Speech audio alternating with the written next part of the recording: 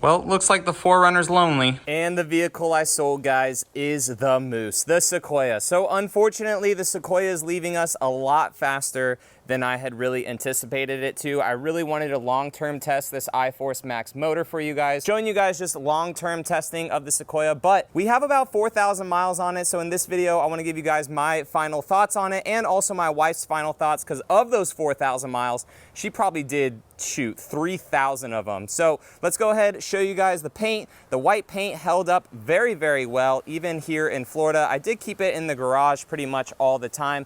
No real issues on the outside with any defects at all, except for the back. So my weather stripping was fine.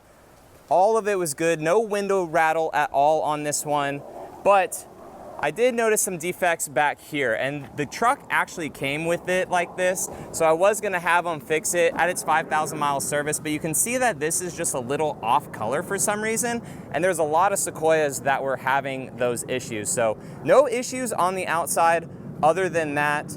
And then the main two issues, and again, I was gonna get them fixed because they're under warranty, is on the inside, just my lumbar stuff rattling a little bit. So as you sit down and you press your back into here, the lumbar support, tons of people are having these issues and Toyota's fixing it, but both seats of this do that, and my Tundra is actually doing it on the driver's side as well. So the lumbar creaking, just when you sit in it, it just makes this like kind of crinkling sound. But other than that, the interior was solid, center console was solid, no rattles at all, no windows making noise like my last Tundra did. Even with like a super windy day, I heard it like once. It just went fa. That was it. It was like one time on a very windy day going like 75 miles an hour. So it just did it one time. Hopefully it doesn't continue to do this for the future owner. But my personal favorite area of the Sequoia actually wasn't even the front. I really enjoyed sitting in these captain's chairs back here. They recline back, they were really nice. I do wish for the TRD Pro though, that they were heated in the back and ventilated, especially for the price. That would have been nice. But my main concern, and we'll get my wife's opinion too about it too, like I said, my main just gripe about the Sequoia is just the whole rear end. Just the whole rear end of it, unfortunately. Just the seat's not folding all the way flat. Like I thought that I could really get over it, and this shelf is nice. It makes it a flatter surface. You can put stuff down here, like when we went on like Sam's Club trips and stuff, all the cold stuff would go down here on this nice plastic, so that was cool. But it's just, the more we use this vehicle for like things that we would use this instead of the 4Runner, the 4Runner was just so much more convenient with everything in the back, like the flat floor, the sliding cargo tray, and everything that the 4Runner has. So this just being raised up because the batteries sit underneath, it's a solid axle in the rear as well. These seats, it was just kind of a bummer, and our dogs absolutely hated it. Take a look at my dog, my Husky. He did not have a good time. He's way too tall for this vehicle. He loves the 4Runner. And not only that too, but like the back glass back here, even though this is only a 3rd generation Sequoia, they still kept the roll down rear window with the Tundra. It just would have been nice if this rear window was able to roll down. And also a gripe that I have, and I have it with the new GX, LX, like all these modern cars, for some reason, they put this here to lift up the gate, and then with that too, they have the windshield wiper here instead of tucking it nicely up into the spoiler that all the vehicles have. So tons of good stuff about it. Like we'll talk about that when I drive, but let me give you my wife's opinion since she was the one that put a crap ton of miles on this car. Here comes my wife, Bree. So this was her car, last time in it. What do you think, Bree? I am selling another one of your vehicles in 6 months. Aren't you happy? I think this one's a record. I think it is a record. Oh, I'm sorry. Yeah. But it does remind me a lot of the Tundra too, though. It does. It literally looks the exact same as the Tundra. I'm going to be getting a Tundra TRD Pro in August test drive as a press vehicle, and it'll literally look the same in here. But we're selling it because of real estate ventures. This is our Airbnb over here, and we've been renovating it and stuff. But you use this as a little get-around vehicle for almost 4,000 miles.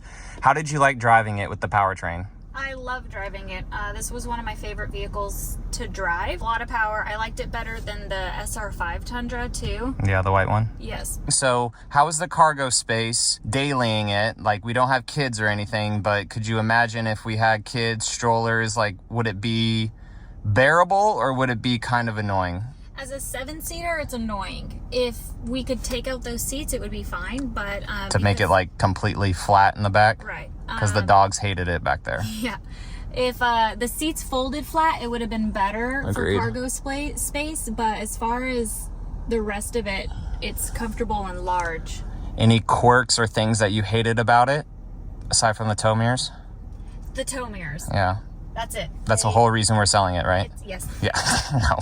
It's their own blind spot. Yeah, they're not the best on the Sequoia, but they are functional, I guess, if you're towing, but we're not towing at all. And I wish this cup holder setup was the same as the SR5. Yeah, so the SR5, it was flipped this way, which gave us a ton of space right here for stuff. You could still fit 2 cup holders, and then all that was bigger. Yeah. No rattles really at all. It was very quiet and silent. Drove fine. Yep. Do we have anything in here? Nope. Nope. But this is it, babe. I let you drive it the last couple days a lot, so I apologize. But I mean, I know you haven't driven the new GX, but you saw it. You've driven a Lexus RX, that copper crest one. But like, for the price that this thing is, would you want this again, or would you want to explore other options? I would probably try something else for a little bit, but I would not complain to have one of these again, especially if it was solar octane. Yeah, solar octane would be nice. You just feel comfortable and like commanding on the road and just comfortable with it, basically. I know I said comfortable twice, but like it's a cruiser for sure. Not the best gas mileage cruiser, but it's a cruiser. Better than your Tundra. Yeah, that's... Yeah. But to me, this is easier to park than your Tundra. It was comfortable parking it. I didn't have any issues parking it. Especially with that 360 camera view and stuff, you're always able to use and everything. Yeah. To me, I had no problems parking this at all. Yeah. Mall crawling, shopping. Well, I mean, the Tundra has a lot longer of a wheelbase, and that turning radius in that truck sucks. That truck is way worse than my white truck, even when the white truck was lifted. Yeah, like this that. one's not bad Yeah, at all, this though. one's perfectly This fine. one's easy to back up. I love the sunroof, moonroof, whatever you want to call it. Yeah, this is. I'm surprised it's closed. Any last words? I'll miss it, You want a moment? but it's not.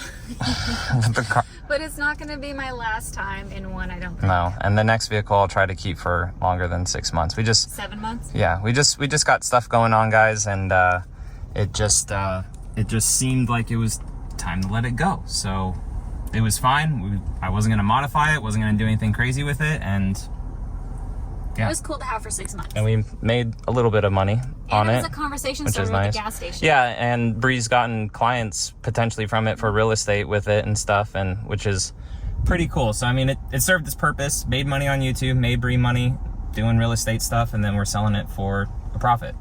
A little sooner than I wanted to, but it's all good. And it sounds really Yeah, that growl sounds really good for a V6 for sure. All right, so last drive, and I know that I started out with a couple negatives about the vehicle, but people want to know negatives, and those were just my experiences with this vehicle in the 3,800 miles in 6 months that we had it, right? So the positive, though, is this thing drives freaking great. I love the iForce Max. It's just so good. And I had talked about in a previous video that I liked the normal iForce more than the iForce Max, just because, like, this iForce Max, it does have some transmission like hiccups, like every once in a while going in and out of like EV mode and stuff. Like, not that it's super jarring or anything, but it's just like when you stop, just for it to lock itself because the car's off, whatever. Just there's certain things with the iForce Max that don't make it as smooth as the normal iForce engine, but the power this freaking Sequoia has is just insane. The low end torque is so good.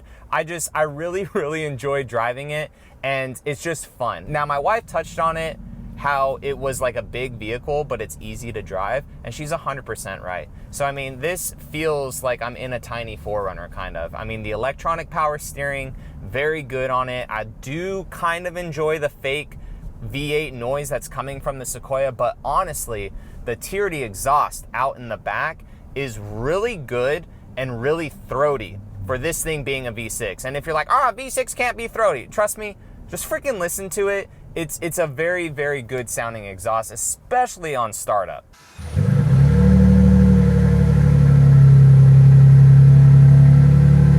Little acceleration now.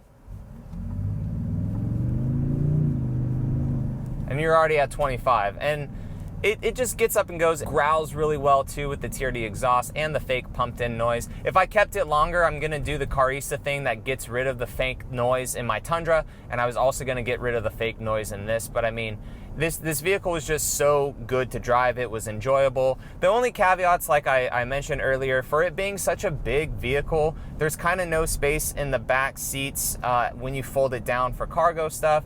If you're carrying kids and stuff back there, they have plenty of room. They have ample room back there. All these journalists and people saying that like the Sequoia is super small in the back, they're like 6 foot. Why are you sitting in the back of a Sequoia anyways? Like that's like sitting in the back of a Tahoe. You're not gonna do it. If you're a taller person, you're gonna sit in the front or you're gonna sit in the middle rows. And that's where this Sequoia excels, is in the front and middle rows. They're super, super good. And in the back seats, that's more for like kids or just smaller toddlers or whatever, right? Those are the individuals that go into the back seats. If you're really thinking about, you know, all passenger space and stuff, and you're not gonna tow a whole lot or off-road crazy, then maybe look at the Grand Highlander, because that would be more ideal for your passenger situation. If you guys want to know why I sold it, then let me know down in the comment section, and I can make a whole video about like how much I sold it for, how much I made on it, how much the Sequoia made like me on YouTube. Even though we didn't do a whole bunch of videos on it, like it still made a good amount on YouTube. So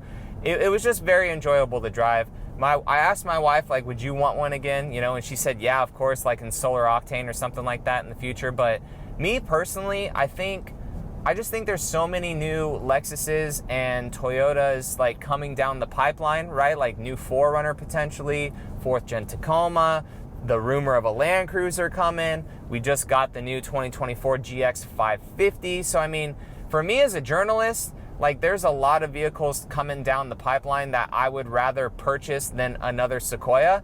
But I do see myself like further in the future, if this channel keeps growing and being awesome, I do see myself in the future picking one up to do an actual build on, like an actual overland camping style build, because I feel like this platform would be really good for that, especially if you delete the rear seats in the back yourself, like, and put like some sort of flat goose gear thing back there or something like that. I do see this vehicle being good for that, and that would be potentially, you know, way further in the future, because these things are not cheap. But that's the only way I would think about getting one again. But me personally, man, there are so many new Toyotas and stuff coming down the pipeline that I would rather review and show you guys, and this one, it was just its time. So again, if you guys want to see that video, let me know down in the comment section if you guys want to see, hey John, why the heck did you sell it? How much you sell it for? What's up?